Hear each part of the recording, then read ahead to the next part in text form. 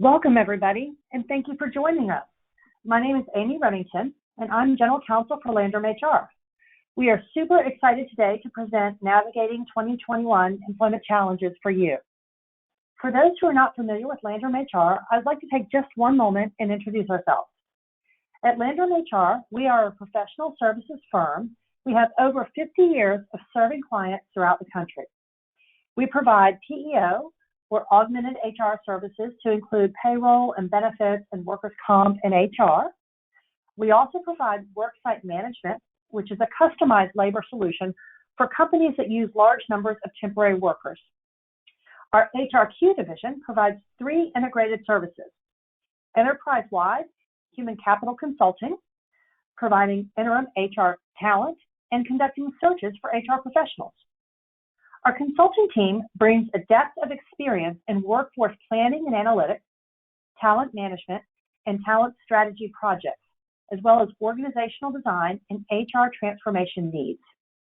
In addition, we provide HR on-call services and virtual learning offerings. You can find out more about all of these different services by visiting our websites at landrumhr.com and hrqinc.com. A recording of today's webinar will be sent to everybody who registered.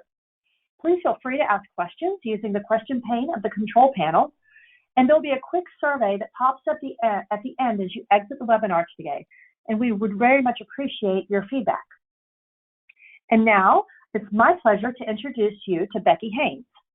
Becky is Landrum HR's Director of Relationship Management. She has spent the past 10 years of her career at Landrum HR, and she has over 25 years in human resources.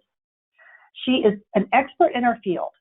Becky is certified both as a professional in human resources by the HR Certification Institute, and she's also a certified professional through the Society for Human Resource Management. And so, Becky, the topics you're going to cover today affect all employers of all businesses of all sizes and all industries throughout the United States. So thank you so much for sharing with us. Becky, I'll let you take it away. Thank you, Amy, and thanks to all of you for joining us today. You know, 2020 was a dumpster fire of a year for most businesses. The pandemic changed our worlds overnight, and many of us were hit with other crises as well. I know in my neck of the woods, we had 2 major hurricanes. I had other colleagues out west who were dealing with fires, and even other colleagues dealing with riots in their cities. We learned in 2020 what we were made of. The majority of us dug deep. We worked long hours. We had to make some really difficult decisions last year, didn't we? Some of us had to figure out how to keep the paychecks coming in and lights on. We had to learn how to rethink our business models and work a different way. Many of us left our physical offices overnight thinking that, we'd probably be back in 2 to 3 weeks tops, but 2 to 3 months passed and we were still working in crisis mode. Now here we are, beginning of 2021, and there really is no near-term end in sight.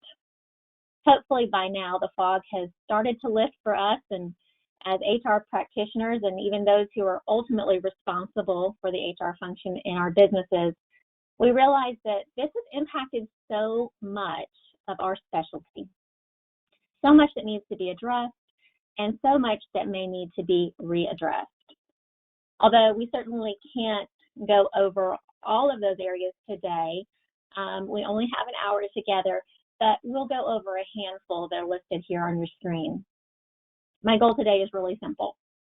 Our time will have been well spent if each of you leaves with at least 2 items written down to take action on and do a deeper dive into. So let's start off with the structure that needs to be given to all those virtual jobs that we created overnight. Chances are high that you didn't whip out a telecommuting agreement for each of your staff the same day you sent everyone home to work. Chances remain high that you had higher priorities with your businesses in crisis than nailing down the terms of a telecommuting agreement. That's not to say they're not important, but everything in perspective, right? But now is that time to make sure that all those I's are dotted and those T's are crossed. Amy, why don't we poll our audience on this to see where everyone stands currently? Okay, I'm going to launch a poll, and the question that we're going to ask is, have you already issued telecommuting agreements to all of your virtual staff? And so I'm going to give everybody a couple minutes or just a couple of seconds to answer that. And Becky, you're right. I mean, we're about a year into the pandemic, and I think that most of our audience probably didn't have a telecommuting agreement if they didn't have a large portion of their staff telecommuting back in, March of last year.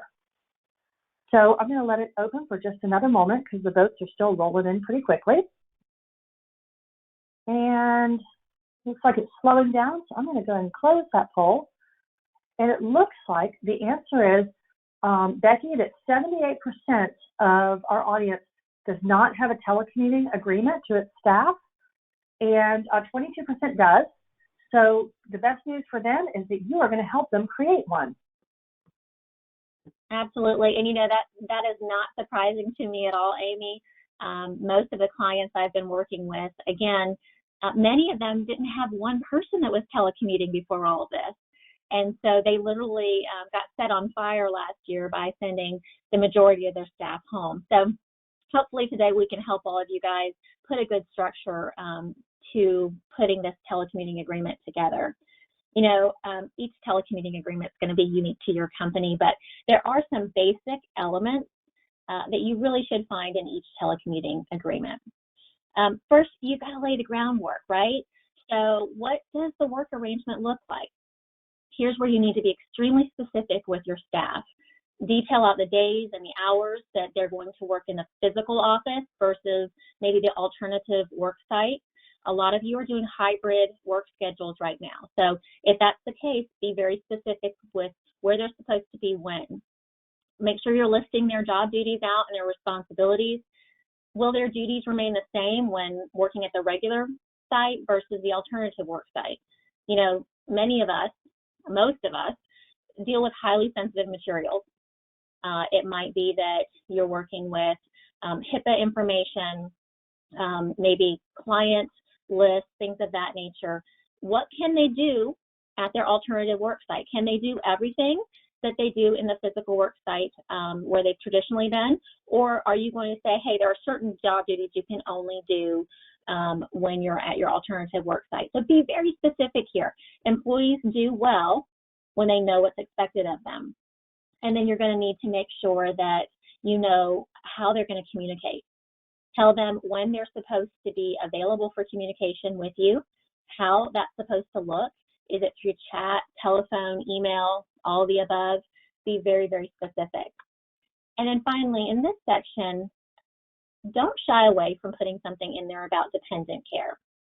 Something simply stating that the employee will make arrangements for regular dependent care and understands that the telecommuting agreement isn't a substitute for dependent care.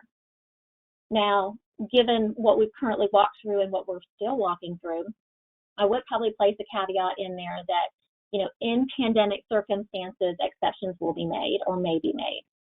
But if this is a long-term agreement for you, if you've decided that, hey, this is working for us, we're going to keep doing this long-term, then go ahead and put this in there very clearly, and you'll be very grateful, I'm sure, that you did. So the next thing I want you to be specific on is that of time reporting. For all staff, you can say something simple like employees should track their hours as they normally would in the workplace. However, for your non-exempt staff in particular, you want to address break times and rest times, something like, they need to be taken as required by law or company policy, just like it was in your physical office. They'll need to request time off from work the traditional way, make sure that they know how to do that. They'll need to request working overtime in a traditional way. They don't just get to work as much overtime as they want. Re-emphasize with your non-exempt staff that all time work must be reported and that they should take their breaks away from their work areas so that they're not re-engaged in work during that time. I mean, that was a problem when we were working in the physical office together, so I'm sure that's going to be even more so when the work is ever present at home. I promise you it's not going to be long. until we start seeing a ton of wage and hour claims from those telecommuting non-exempt staff members who didn't report all the time they actually worked. So be very clear with your staff on this. This is something that you can't overemphasize, and make sure that your leaders throughout your organization are very well aware of the stance on this as well. All right, as it's hard to think of a job anymore that doesn't have highly sensitive data, whether it be pricing strategies, client lists, maybe it's patient information, whatever it is, information security needs to be addressed in your telecommuting agreement.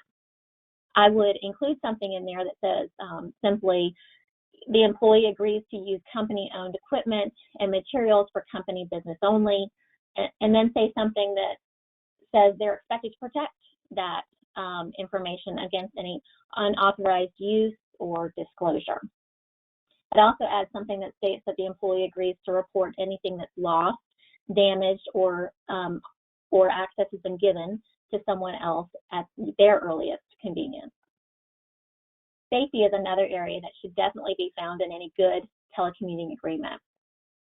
It should specifically address that the employee is responsible for making sure that their work environment is ergonomically sound, safe, and free from hazardous situations.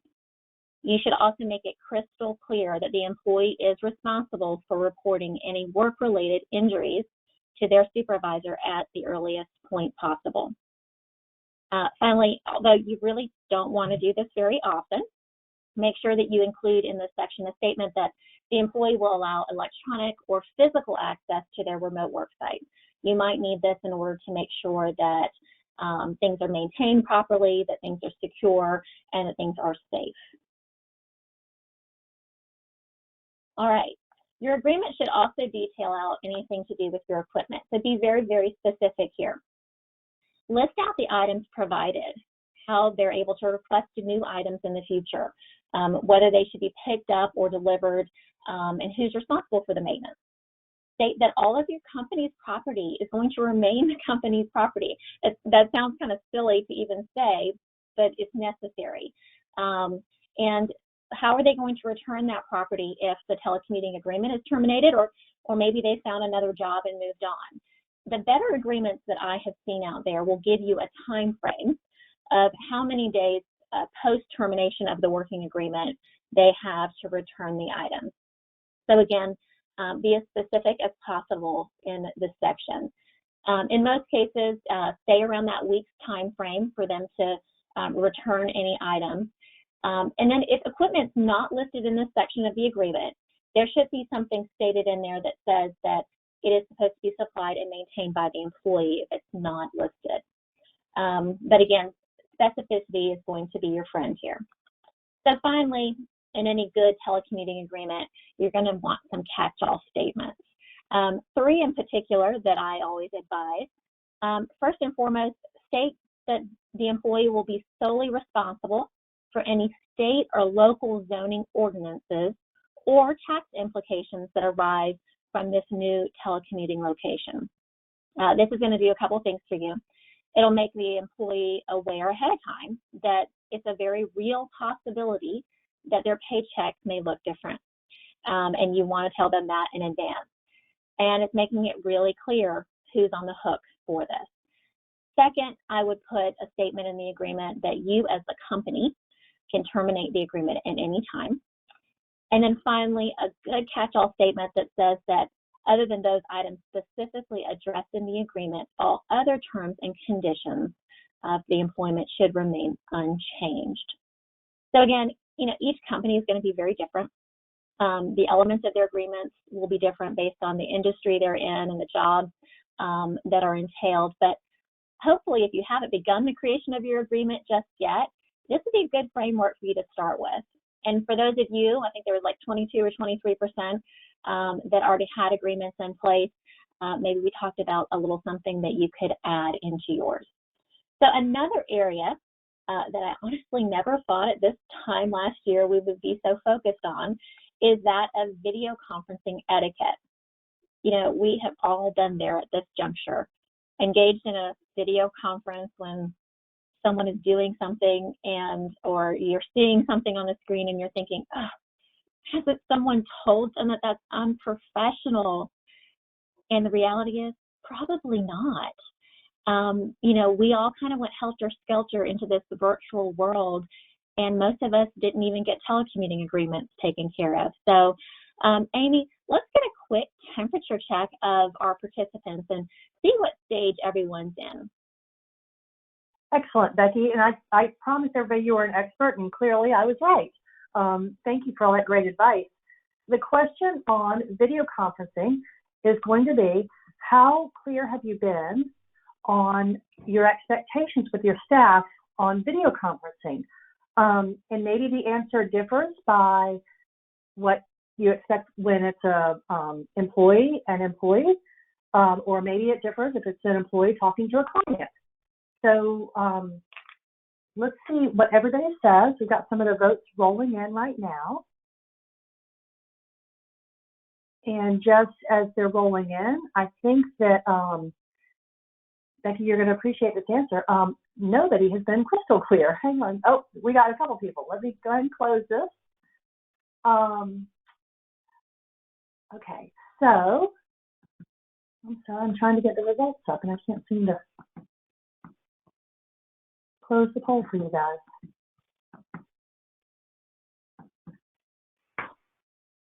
Okay, so the results, I'm sorry I couldn't share those results.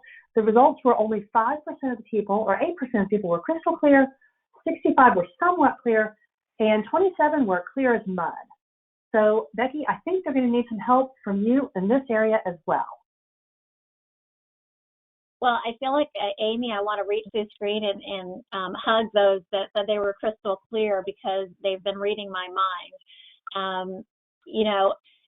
I think that it's safe to say that although historically we've expected people to come into the workplace having learned some etiquette at home, Mama didn't teach us how to navigate Zoom politely, did she? The reality is there's going to be different expectations based on your company culture, the types of meetings you guys are in, whether or not you're meeting with clients or not. But I heard someone say recently, and I love this statement, to be unclear is to be unkind. And I think this fits perfectly in this new world of holding all our meetings online. Let's make sure that our expectations are crystal clear so that our employees are secure when they're hitting the mark or not. I don't believe this is something that needs to be in your employment handbook. I don't think a video conferencing etiquette policy needs to be found there, but possibly in your policies and procedures manual. Again, elements that you choose to include will be highly dependent on your culture and who you're meeting with. So let's go over some common areas that I've helped some of our clients address in their policies. Will you insist that employees, for the most part, have their camera turned on? You need to decide that. I hear a lot of conversation about those people that rarely, if ever, are seen on camera, and the others in the meeting wondering, are they fully engaged? Did they bother to get up and get ready for the day? Or, are they sitting there in their PJs eating their cereal this morning? This might be unfair, right? These might be unfair assumptions, but they're common assumptions. Whether or not you choose to speak to them will be your decision. A simple statement like employees should do their best to keep their cameras on and at eye level or slightly above would be perfectly fine. Another area is dress. Now, this doesn't mean if you're on team pants or not. Hopefully, all of our employees are wearing pants, but be specific on what your expectations are. Do you expect a nice blouse or a shirt and tie for customer-facing Zoom meetings? Then maybe you don't care so much if you're in a hoodie and sweats for internal meetings. Tell your staff. And we've probably seen it all by now, or at least we hope we have seen it all by now.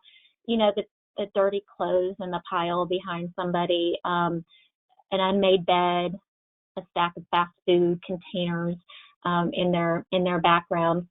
We've seen all of those things. And these things, they give the impression that you're not a professional to be trusted with serious work. So encourage your staff to clean up their visible surroundings. A simple background is all they need. I've seen many people that have gone ahead and hung up their degrees that used to be in their physical office location in their home so that people can see that behind them. Zoom also has virtual backgrounds that you can use if you have a cluttered environment. But remember, your employees are representing you. So very much they have become your brand. So make sure that they are presentable and as you would ask them to be. So do you have a stance on eating while on Zoom or Ring Central? Is it allowable for internal meetings but not for external unless it's advertised as a breakfast or lunch or happy hour meeting? Remember, the act of eating, especially when coupled with the act of not muting yourself, can be particularly horrifying. And then there are pets. We love our pets, but do you sometimes feel like you're seeing a stream of cats pass by your coworker screen? Can you hear the barking dogs in the background when you're trying to hold a meeting? You know, maybe this is welcomed in your culture and your environment, and that's fine. But if not, then you probably need to speak to this in your policy. Something as simple as making sure that, you know, any house pets are contained outside the viewing or hearing space while on calls with clients would be sufficient. We've all heard 1,000 times by now, and I think my team jokes about it on a routine basis with me. Hey, Becky, you're on mute. But actually, that can be far better than hearing a ton of background noise when you're trying to concentrate on another speaker. If your employees aren't sharing anything at the moment, go ahead and have them hit mute until they do. That way, you don't have to listen to the yard person mowing their yard or the neighborhood barking dog. Make sure your staff knows what's expected of them if they have to leave a meeting early. You know, a heads up to the participants that you have to leave is always polite. We never would have left a meeting without saying anything to anyone when we were in physical offices together. So, you know, sometimes this can help us rearrange agendas. If we need to get in a certain topic before you leave, we can go ahead and do that. But at a minimum, ask your staff to send a chat to all attendees that they're going to have to bow out. And then make sure your staff know that they really need to ask permission from attendees before taking screenshots of the group. I've seen an awful lot of those Brady Bunch pictures of meetings on LinkedIn or other social media, and I often wonder if they got everyone's permission. So make sure that they know that that's something that is standard for your company. And then if you choose not to have any of those others in yours, I would ask that you definitely include that they are not to Zoom and drive. It is a safety hazard. So, you know, today, in today's world, it's easy enough. They can turn their cameras off. They can make it hands-free. They can listen in on the conversation just fine while driving. But better yet, they can pull over to the side of the road and take the call. And make sure that your leaders throughout your organization are comfortable enough to call people out if that's happening and say, hey, you know what, why don't you give us a call back when you've pulled over and parked or something of that nature. So now there are some etiquette elements that need to be discussed if you have staff members that are hosting video conferences. You know, they might be hosting them internally or with your clients or the community members. These items should be brought to your staff's attention if they're driving meetings. Scheduling, for instance. More and more companies that I'm seeing, and I think this is just from the influx of video conferencing that's going on, they're setting time frames and schedules for hosts. So they're saying, for instance, if you're going to host a meeting, we want you to start it on the hour or the half hour, and we want it to be wrapped up by either 20 after or 10 till the hour. What this is doing is it's giving that 10-minute buffer that's very needed for staff to get up, you know, stretch their legs, go get a drink from the kitchen. You know, it helps them combat Zoom fatigue, but most importantly, it helps them be on time for the next meeting. So if your staff or anything like most of my client staff, you know, they're concerned that, hey, I've got one meeting that's ending at the exact same time another meeting is starting. So this is important. You might want to take a stance on this as a company, especially if you have an awful lot of external meetings with clients. If you're having those meetings, it's really crucial that your staff be on time, but it's unfair to ask that of them if they're being booked up to the last minute. And then keep things private. Have you ever had a Zoom bomber? Or have you ever had someone, a number pop up on your screen that you didn't recognize during your meeting? it can be a little unnerving. But encourage your employees to set passwords to their meetings and then to share those meetings and those passwords privately. It always makes me smile when I see that people have taken the time to put a password to their meeting, but then they post it publicly on their calendar or on all of the attendees' calendars that they invited. So if you're going to encourage them to use a password, also encourage them to make it private when they're sending it out to all the attendees. This goes for external and internal meetings, really, because you really don't want your Zoom information made public, and you don't want somebody eavesdropping on your meetings. A lot of our meetings are highly confidential. Now, if your host intends to record a call, make sure all attendees are aware, but make sure that the recording is necessary. Most meetings don't need to be recorded. You think back to when we were all in a physical space together, there was really no need. Nobody said, oh, wait, hold on, we got to record this meeting. You might have someone there taking some notes of some key areas or action items, but you weren't recording the meeting. So make sure that it's even necessary. Consider whether recording would have value, especially if sensitive topics are being discussed. I would actually recommend that if you're dealing with a highly sensitive topic and you're the host, that you specifically say, hey, I am expecting a great deal of participation. This is a sensitive area, and we are not recording this meeting. I personally sit in meetings regularly where you could hear crickets. And I often wonder if that record button wasn't pushed, would we have a different experience in this meeting?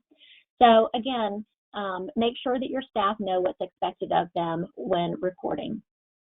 And then many times screens are shared in the course of a Zoom meeting.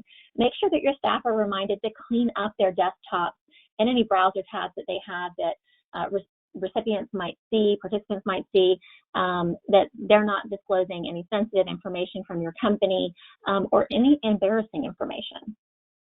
And then last but not least, the host should always be the last one to leave. If the host closes the meeting ends.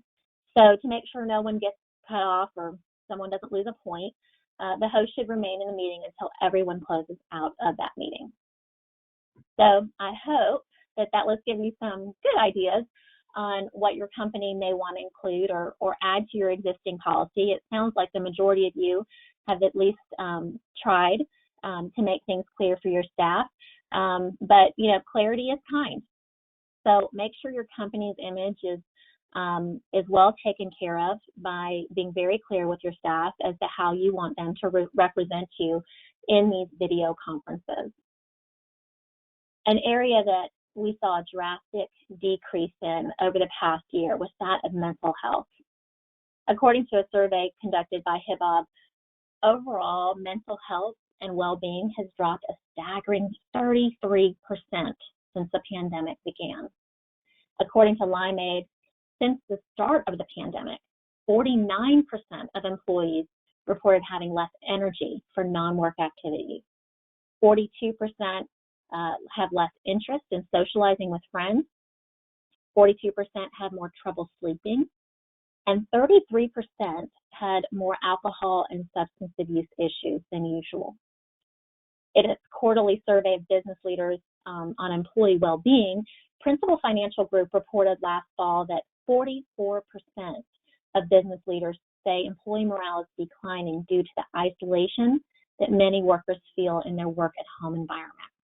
Principal also found that nearly a third of employers plan to increase mental health benefits for employees in response to this.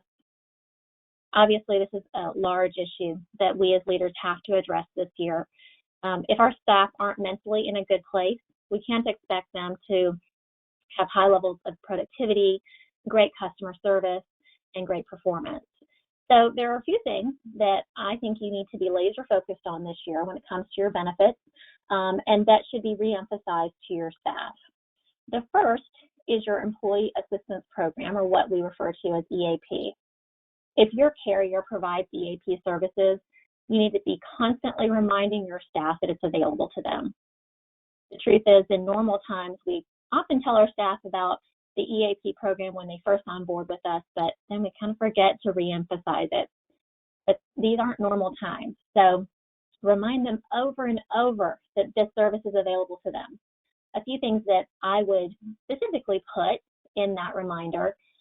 First, remind them it's anonymous, okay? They don't have to worry about their coworkers finding out that they're using it. They don't have to worry that their leader's going to find out that they're using it. Completely anonymous. And then remind them that they can combine visits. Most EAPs offer 3 visits per household member, whether or not they're a covered health plan participant or not. So if, for instance, you have an employee and the employee and their spouse need to go for marital counseling together, they're going to have 6 visits combined. I know this isn't news to any of you, but unfortunately, we often fail to communicate these details to our staff. And then the third thing I would suggest is remind your employees that it's best if they go ahead and seek out a common practitioner when looking for someone to help them in a EAP. So someone that is covered not only by the EAP plan, but will be covered by their health plan should they need to continue their care past the EAP offering. It's heartbreaking for me personally to see people needing the EAP, utilizing it, and then they get 3, maybe 6 visits in, and that offering is no longer good, and then they have to completely change providers because they didn't think about this ahead of time. So remind your staff about EAP. EAP is a win-win for employees and businesses. The EAP visits, they are a great starting point for your staff, but the other good thing is it doesn't hit your health plan as healthcare visits. So if you don't currently offer an EAP program, contact your insurance carrier to see if you can add it.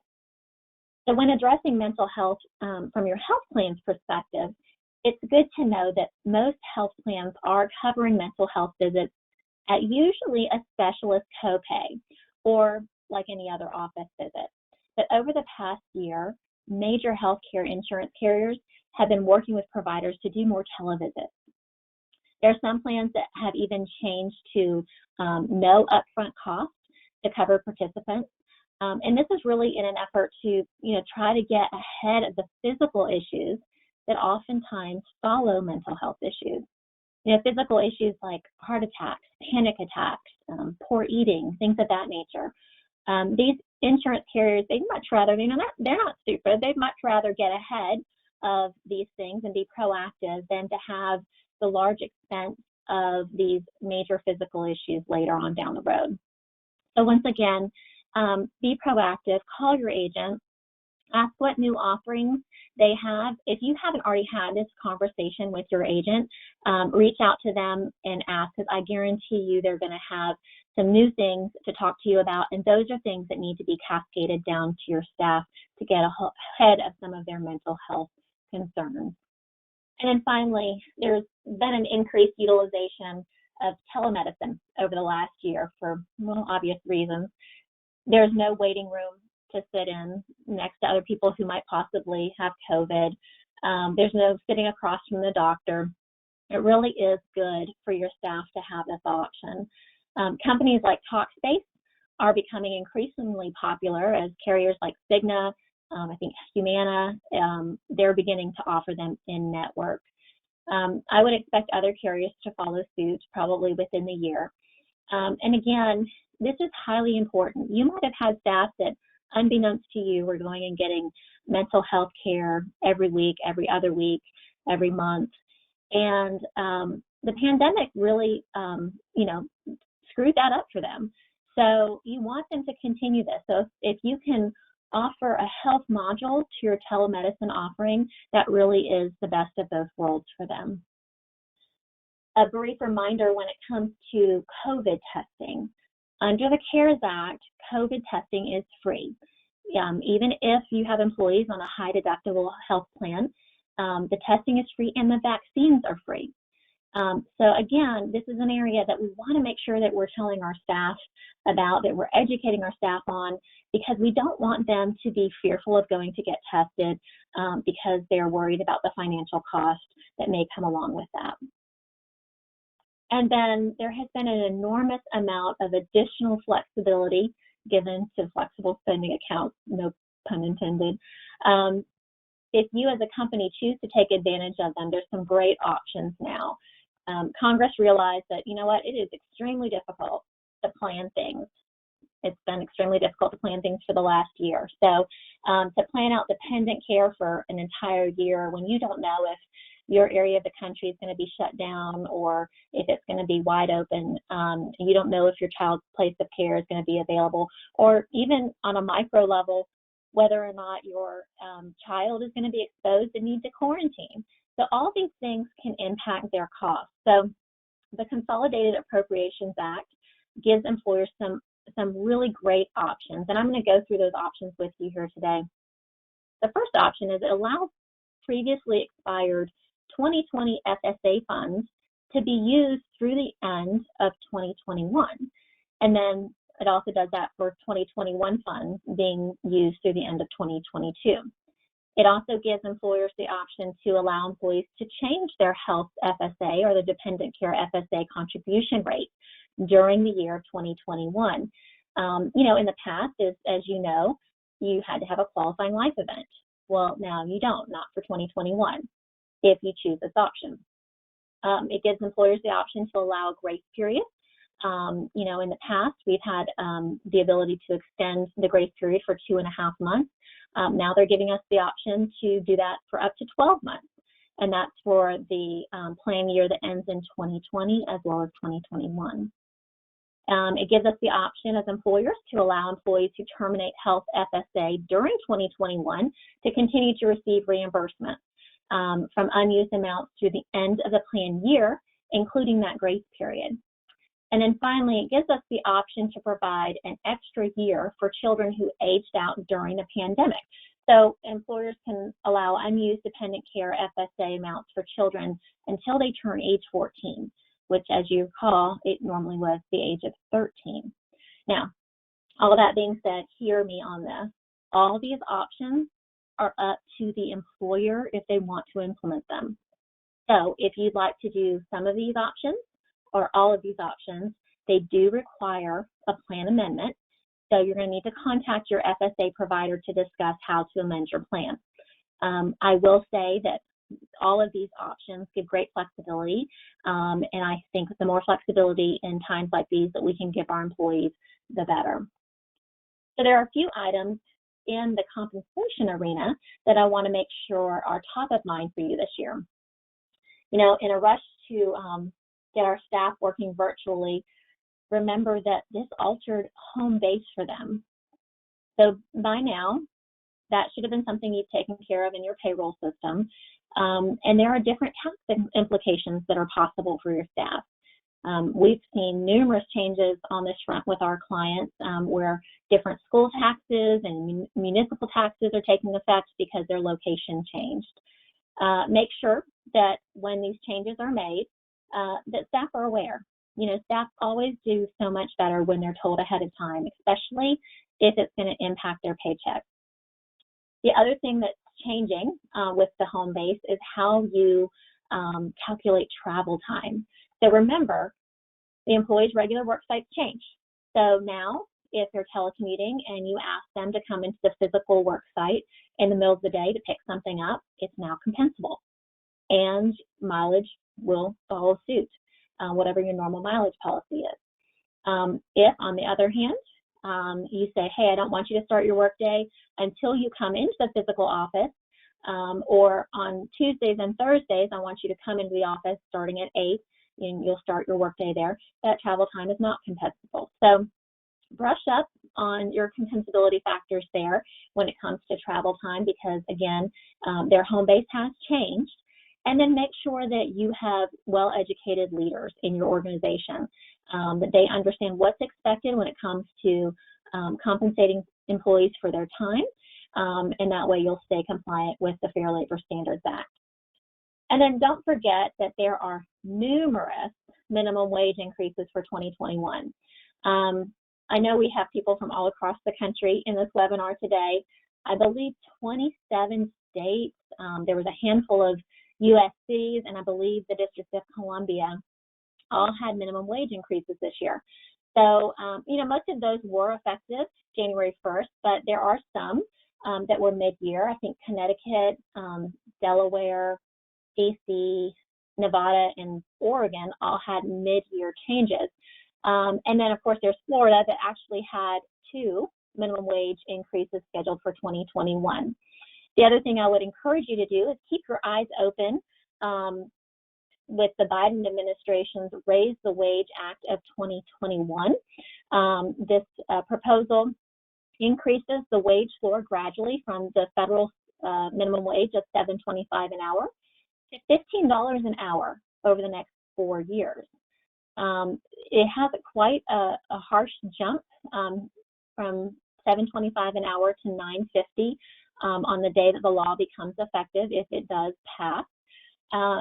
And, you know, as I already stated, annual increases would follow until reaching that $15 an hour target.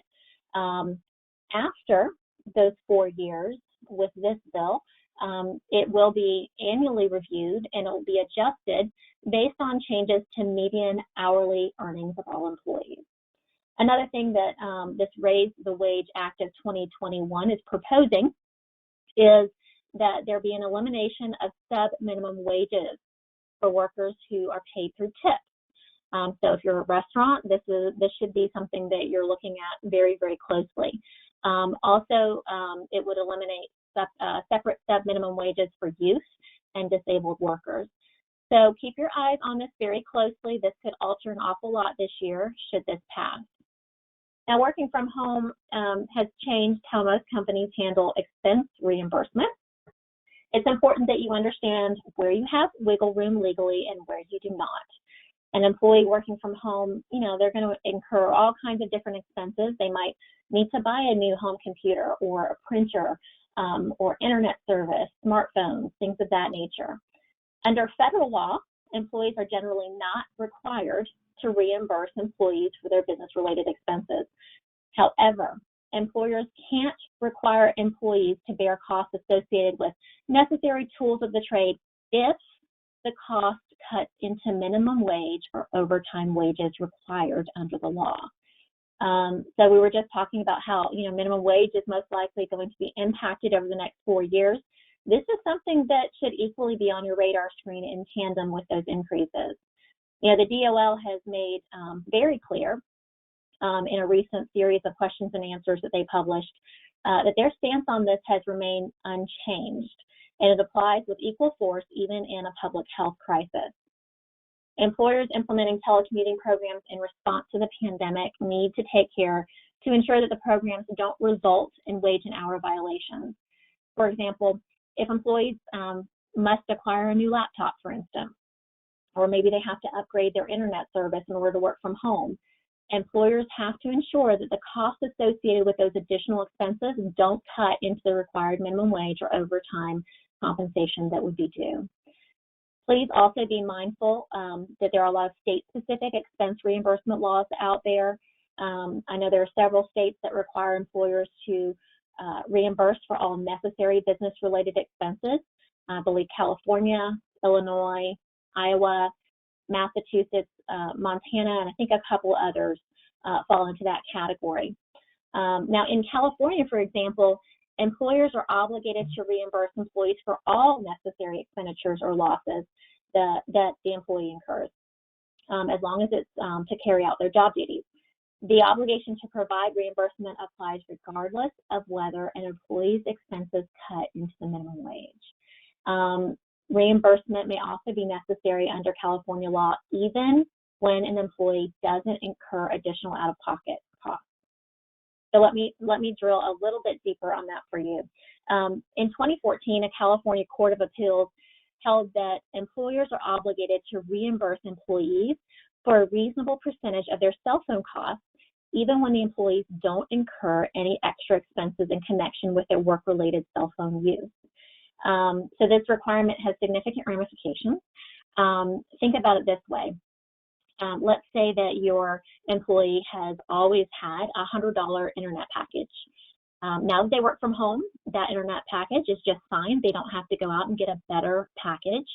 But 60% of their usage now is now for work-related reasons.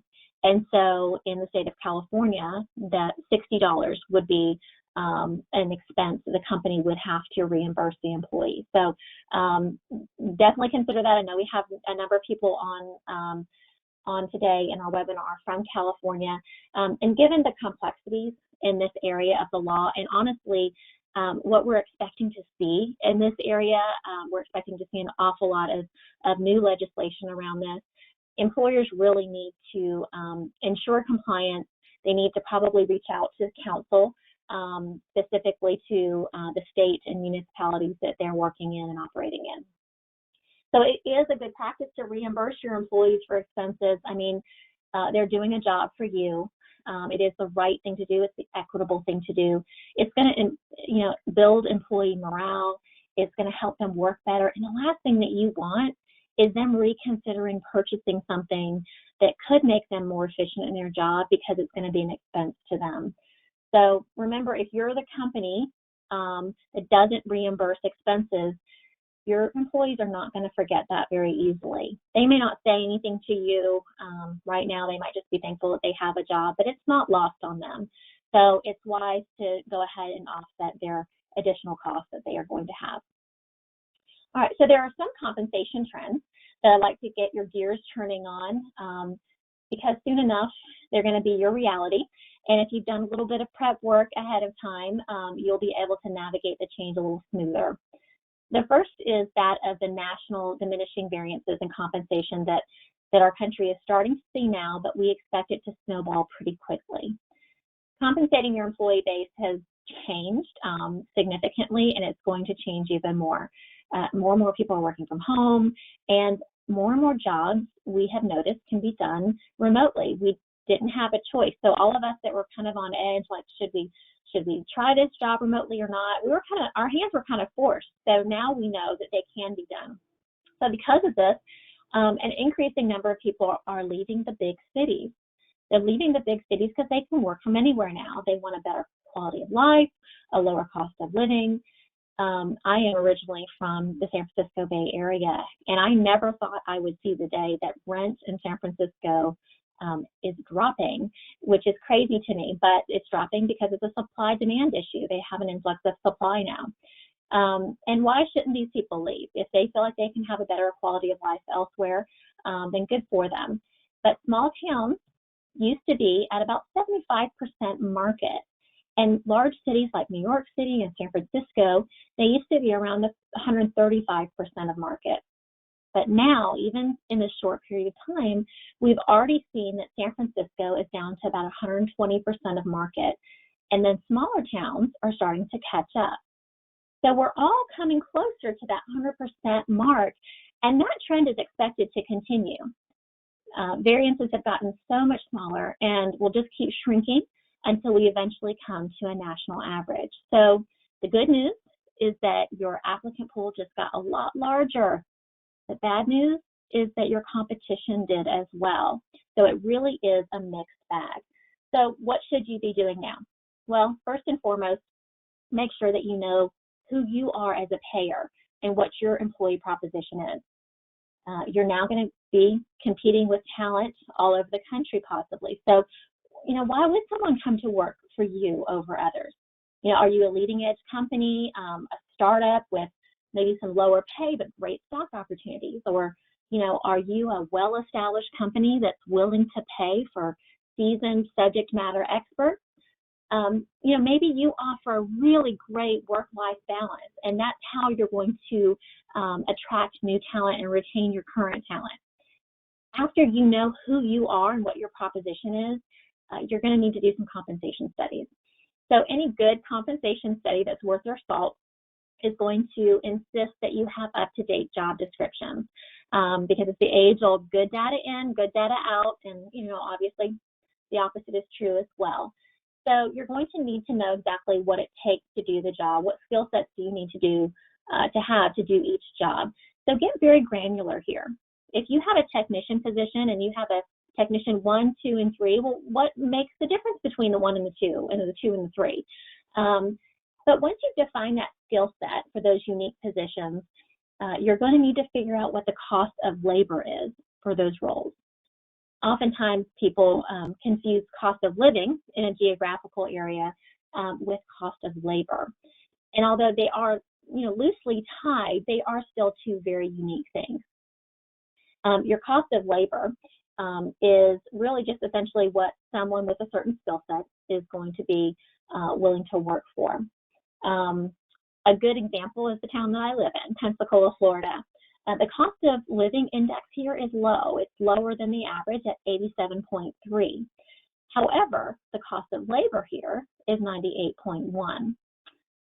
So at this juncture, if you've done your prep work ahead of time, you've got a good baseline, you know who you are, your job descriptions are up to date, you've done a good compensation study. Unless you want to do a nationwide search, it's not absolutely critical right now. I would suggest that you go ahead and look at cost of labor differences between your locales, and see what kind of supply of talent you have nearby. Start small. If you're not finding what you need, cast that net just a little bit wider until you do. Another major trend that we're seeing in compensation that you need to get ready for is equal pay for equal work. We now have laws in both the state of California and the state of Colorado, and it will just be a matter of time, I promise you, before your state also has one. So start asking yourself some tough questions. Do you have unintentional biases? How are females evaluated in your organization? Are they evaluated harsher than males? If you have a mentoring program, who's being mentored? Do you have a good ratio between your female and male mentors and mentees? Are you giving equal opportunity? Twice as many women have left the workplace due to the pandemic because in our society, they're typically the caregivers. So what are you doing actively to attract women back into your work environment? And are you still asking applicants what they received in their last their last job? If you are, you might be perpetuating some discrimination. So for instance, if you're a female employee and your last job underpaid you, and your colleagues that were male were getting paid significantly more than you for doing the same job, and then you go to your next job interview and they say, well, what are you getting paid? And you say, hey, I'm getting paid $30 an hour currently. They might think, well, even though the job, requires or should require $40 an hour, I bet I could just offer her $35 an hour and she'd take it. Those types of decisions, although very small, they have an overwhelming impact to women as a whole. So start examining these things now, because I promise you in the near future, you're not going to have a choice. And then finally, another major trend we're seeing due to the virtual world that we're all now living in is an increase in productivity-driven measurements. Very different than what I like to call the butt-in-seat system. No longer are your employees necessarily going to have to work 8 to 5 Monday through Friday with an hour for lunch. Now, maybe they still do because your client base is expected to call in during those hours or to be seen during those hours. But for a lot of jobs, this is no longer necessary. And, let's face it, you may not even know that they're sitting in their seat at their desk if they're working remotely. So the rulers have now changed. The ruler by which you measure them now should be things like projects completed, clients served, productivity measurements, things of that nature. The final area that I'd like to touch on today is that of workers' compensation and telework. The home is now a compensable working environment. The problem with the home work environment, though, is it can't be fully managed like a traditional office setting. So identify for your staff what's expected in their work environment and offer them resources to help them better understand how to protect themselves. Obviously, unless you have a very small business or very few people working from home, doing a home ergonomic evaluation is most likely not going to be practical. Maybe once before, when you were all in a physical workspace, you had 100 offices under one roof, you were able to spend a couple days showing an ergonomic specialist around. But those days are long gone. It would be far too time consuming and far too expensive to go to 100 different offices where people are working remotely. But here's the problem. You still have a legal obligation to make sure your staff are working safely. So this is what I would suggest for each of you. Start with a self-assessment survey for your staff. a good, a good self-assessment survey is going to hit some basic areas. One, their work environment. Do they have a designated space to work? Or are they working at the kitchen table? Ideally, it's preferred that they be working away from the flow of activity in their home, that it be someplace that can be closed off when they're not working, to keep your sensitive information private. Do they have a desk? Do they have a desk area?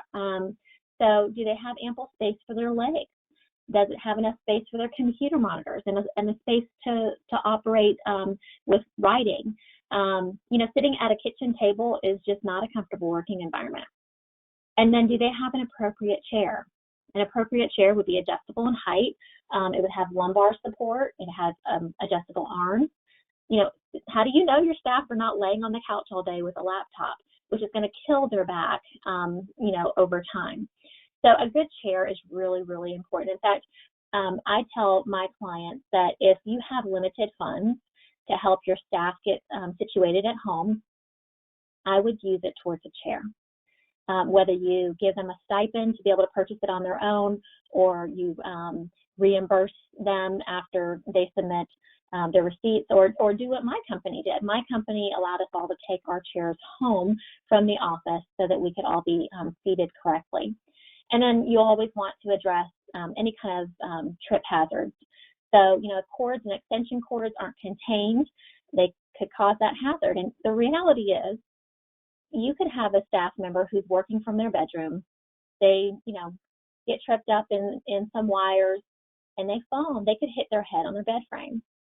And guess what? That's almost assuredly a compensable injury.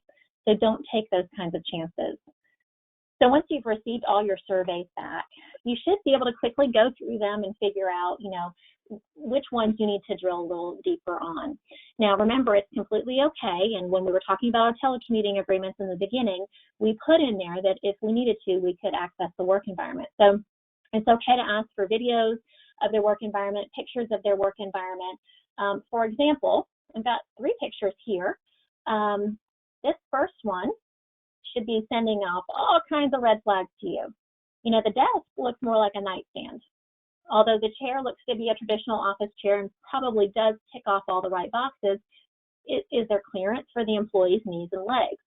If not, that employee is leaning forward to work, which is going to put strain on their back. There also doesn't seem to be a whole lot of writing space. And I can't see the floor. So I don't know if they have a tangled mess of wires at their feet that could be a trip hazard.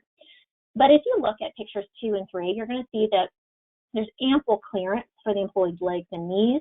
Their monitors look to be at a good height. They have plenty of writing and keyboard space, and their chairs look to be appropriate. From what I can see, it appears that there aren't any uncontained wires in their path. So of course, as should be noted in your telecommuting agreement, if you just can't get resolution even at a picture level or a video level, then you can do those in-person home visits. The point here is you don't have to go to everyone's home. You can kind of whittle it down to a handful and give them the good attention that they need. There was an interesting case in 2019, Sedgwick CMS versus Tamitha Valcourt Williams out of the Florida First District Court of Appeals. Miss Valcourt Williams, a workers' compensation claimant, tripped over her dog while reaching for a coffee cup in her kitchen. Because she had a work from home agreement and because her fault occurred during working hours, Valcourt Williams sought workers' compensation benefits. The judge determined the injury was compensable, concluding that the work from home arrangement meant the employer imported the work environment into the claimant's home and the claimant's home into the work environment. But the question is not whether a claimant's home environment becomes her work environment. The question is whether the employment, wherever it is, necessarily exposes a claimant to conditions which substantially contribute to the risk of injury. So here, the relevant risk was that the claimant might trip over her dog while reaching for a coffee cup in her kitchen. That risk exists whether the claimant's at home working or whether she's at home not working. It existed before Valcourt Williams took her job, and it will exist after her employment ends as long as she has a dog in the home. Because the risk did not arise out of the employment, the Court of Appeals reversed the decision. So I like this case because I think it's a great case to show how fickle the courts are right now when it comes to work from home claims. I think there's far more to come on this front in the next few years. Last but not least, one thing I would encourage you to do is to ensure that your workers' compensation codes are updated. You may need to evaluate assigned codes because someone who was working in the physical workspace is now being sent home to work from home. So as a refresh, because I know that all of us don't work in workers' comp on a day-to-day basis, most states, I believe it's anywhere between 35 and 37, follow the national classification codes or the NCCI codes. And even those states that don't, they do tend to parallel their codes to the NCCI codes. Now, the rates are usually dependent on the state-specific experience. So in the exact same code in a different state will be a different cost. Your workers' compensation codes are basic classifications. So they're basic classifications that are tied to more of the industry than the position. So if you have a code for a certain position, and in that basic classification, there's not phraseology in there that speaks specifically to telecommuting work, you might be able to reclassify it with a different code. So let me give you an example. Let's say you operate a retail store and you have a bookkeeper that is normally housed in the back office at the retail location. Well, we are in the middle of a pandemic. You don't feel like you need to keep them there, that it's not necessary for them to come to the retail store so they can do their work from home. The original workers' comp code on that is 8017. It's a store retail code. I looked up one of the states and it was $1.50 per $100 of payroll for that code. Now, there's a lot of danger in working in a retail environment. The retail environment could, have a stick up. It could be robbed. There's a lot of trip hazards, things of that nature. And so if I pull them out and I put them into an 8871 clerical telecommuter code, that's only 9 cents per $100 of payroll. So you would be saving yourself $1.41 per $100 of payroll. So let's say that you're paying your bookkeeper $50,000 a year. Well, you just saved yourself $705 annually on that coverage. And I know that doesn't sound like a whole lot, but if you have that times 25 staff or times 50 or 100 plus staff, it could really save you a significant amount of money. So make sure you're calling your workers' comp carrier and having that discussion. All right, well, I certainly hope that each of you were able to take a couple of things away from our time today so that you can focus on moving your companies forward in this really new and crazy landscape. Amy? Thank you so much, Becky. Thank you for all this information. We have received a couple of questions and we're out of time, so we're going to reach out to the people who have asked questions and we'll personally answer those questions for everybody. So you'll be hearing from us if you provided a question in the question pane. Thanks for this practical day-to-day advice. And I would like to remind our listeners that we have a blog and a website at landrumhr.com and hrqinc.com that helps our employers of all different sizes navigate fees and so many other issues. So on behalf of Landrum HR and HRQ, thank you to everybody who joined us today. We hope you have a wonderful day.